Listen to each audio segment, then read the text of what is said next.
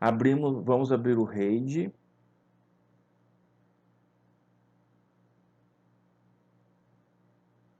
Aqui é a configuração básica, né? A gente viu isso na aula 2. Abrir. Então vamos lá. Aqui é o seu banco de dados que você conectou. No meu caso está localhost, mas poderia ser um número IP do servidor ou um nome do servidor, né? Então, clicando nele com o botão da direita, criar novo banco de dados. Aqui a gente costuma colocar o nome do sistema, por exemplo, Sistema Ninja, certo? Esse daqui é a coleção que eu falei. A gente vai usar o UTF-8, o Unicode e um abraço, que é o que ele pede, né? Vamos dar um OK.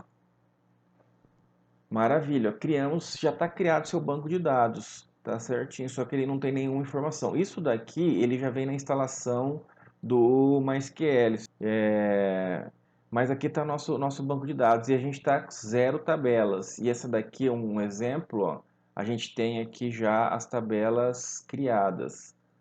Então, como é que a gente prossegue? Botão da direita, criar novo, tabela. Então vamos dar uma olhada no nosso modelo. Isso daqui na aula 1 a gente fez essa modelagem, tá? Então a gente fez aqui clientes com vendas, né, produtos e a gente fez isso daqui só para estudar um para um, né? Um para um. Esse daqui é um para M, ó, o M se transforma no FK e aqui é M para M, tá? Muitos para muitos, N para N, né? Eu tô falando M aqui, mas é de muitos, mas é N. Um para N, um para um, né? Um para N e N para N, que dá essa tabela filha, a gente viu na primeira aula. Então vamos lá. Eu vou colocar isso daqui do lado aqui e a gente vai criando aqui. Ó. Então o nome da tabela, clientes. Aí plural ou singular não tem nada muito específico, nenhuma regra, nenhum padrão, nenhuma convenção para a gente seguir, né? Uns falam que singular, outros plural. Eu costumo usar normalmente, quando eu não me esqueço, não me confundo, plural, né? Clientes, e aqui você vai criando as colunas, né? Então sempre um ID, né? Pode ser inteiro, né? Ele vai ser um assigned, porque eu nunca vou ter um ID negativo. Aí vai do gosto do cliente, do projeto, né? Ah, maravilha. Vamos adicionar aqui as outras colunas. Depois a gente vai tratar. Na verdade, tem o. Aqui, se clicar em padrão, tem o auto-incremente, ó, né? O auto-incremente. Aí eu vou até simular um erro aqui depois que eu vou gravar sem colocar a chave primária.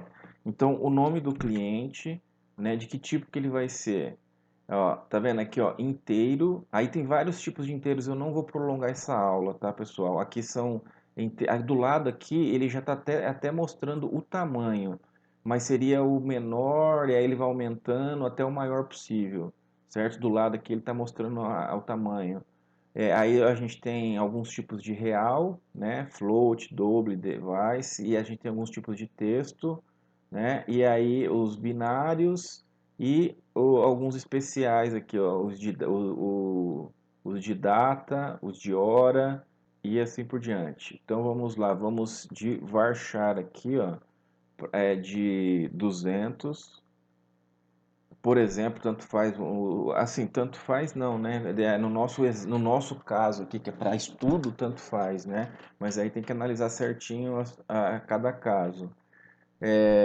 A gente tem, por exemplo, o telefone, né? Aí o telefone, você vai querer gravar ele com os caracteres, só letras, com a formatação, aliás, desculpa, só números, né? Só números ou com a formatação lá, os parênteses do DDD, o traço ali, né? Ou só os números. Isso daí depende da estratégia que você quer fazer, depende do tipo de processamento que você vai precisar, se você vai querer algum tipo de filtro por telefone, os que começam por determinado número, enfim, aí depende como que você vai utilizar é a maneira que você vai, dependendo como você for utilizar, vai afetar o jeito que você quer gravar. No nosso exemplo aqui é indiferente. Vamos adicionar aqui. Aí ali eu tinha colocado até assim, ó, idade. Mas a gente não grava a idade porque ela vai defasar, ela vai ficar é, defasado, né? Não vai ficar atualizado, você não vai atualizar toda vez, é automático. Então a gente grava a data de nascimento. Eu prego o Clean Code, né, pelo código limpo, que tem a ver com ele ser intuitivo, você saber do que se trata. Então, algumas coisas, tipo o nascimento, é muito comum e é fácil identificar que isso daqui é uma data de nascimento. Então, tá tranquilo essa abreviação, mas eu evito e recomendo evitar abreviações. Aí aqui a gente pode usar o date, né, do tipo data. Tá vendo que o date ele não tem tamanho e o int também ele vai pegar um padrão. Quando a gente for salvar, ele vai colocar aqui um tamanho padrão. Então vamos salvar aqui, eu vou forçar um erro, tá? É, que aqui ele vai estar falando que por você estar usando o auto incremente lá da coluna automática, você precisa definir uma chave, tá? Então vamos definir a chave clicando com o botão da direita, criar novo índice primário. Aí a gente criou a chave primária, certo? A chave estrangeira, nessa tabela aqui, a gente não vai precisar. Então vamos salvar. Só voltando aqui para vocês. Eu vou deixar do lado aqui as tabelas para vocês irem acompanhando aí. Salvar. Beleza, criamos a nossa primeira tabela, certo? Eu vou acelerar o vídeo aqui para que eu vou criar as outras tabelas todas, certo? Então vamos lá.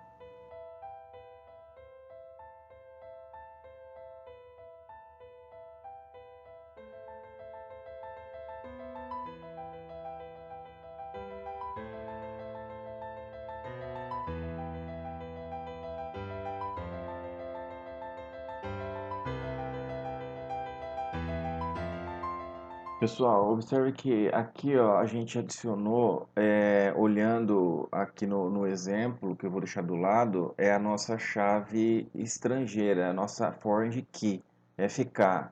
Então eu vou deixar ela criada já aqui, do tipo inteiro, certo? Ela tem que ser do mesmo jeito que a FK está criada, ó, e ela está como um unsigned, aqui tem que ser um unsigned também, tá? Eu vou até deixar uma sem para vocês verem um erro que ocorre, tá? Se não tiver, é tudo igual. Vamos salvar e seguir para as outras tabelas.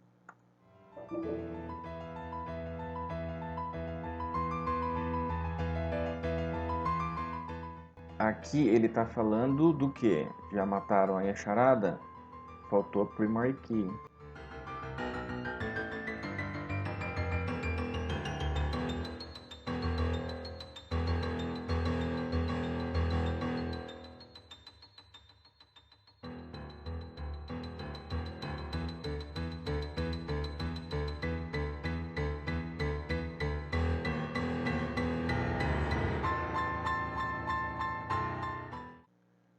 Só um comentário, essa tabela vocês podem ver que está arriscada ali a data e o vendedor, é porque eu copiei e colei na hora de construir aqui o modelo e acabou ficando errado na primeira aula.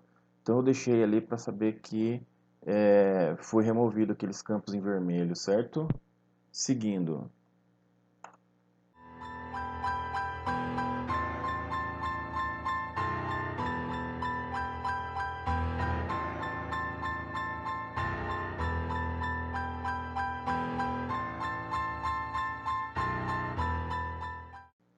Pessoal, ó, eu tinha deixado aqui, não foi na hora de criar lá, isso aqui é como se fosse um campo livre, né? Mas essa daqui não, com certeza não é uma prática recomendada na hora de modelagem, certo? Vamos colocar certinho aqui, ó. Você normalmente a não ser que for muito aleatório, cada caso é um caso. Pode ser que o cliente do que vai usar o sistema não queira fazer nenhum tipo de controle sobre o vendedor, mas seria quase que impossível, né? Isso daí é considerado até como é requisito não funcional. O funcional é tudo que o cliente pede, né, os requisitos de sistema.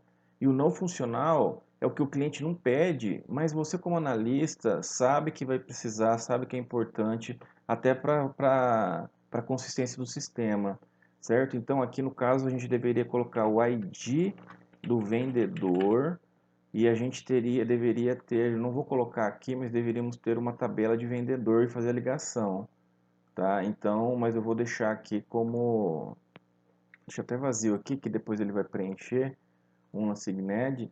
Então é como se depois tivesse uma tabela de vendedor ali para linkar com ele, certo? Seguindo.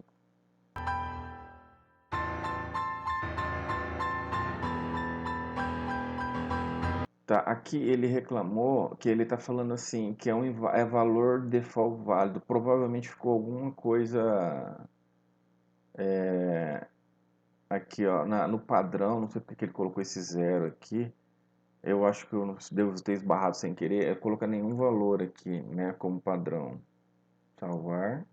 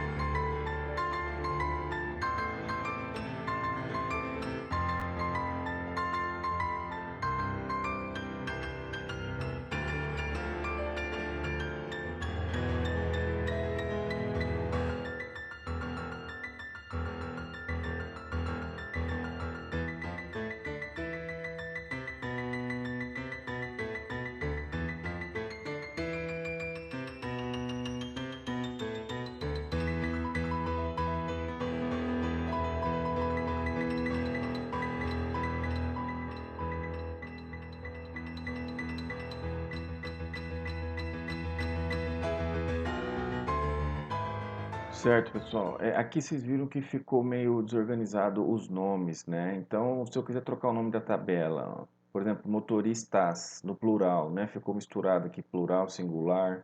Então, é só questão de você vir aqui você seleciona aqui, né? Vem aqui em básicos, ó, motoristas, coloca aqui alteração e grava, simples assim, ó.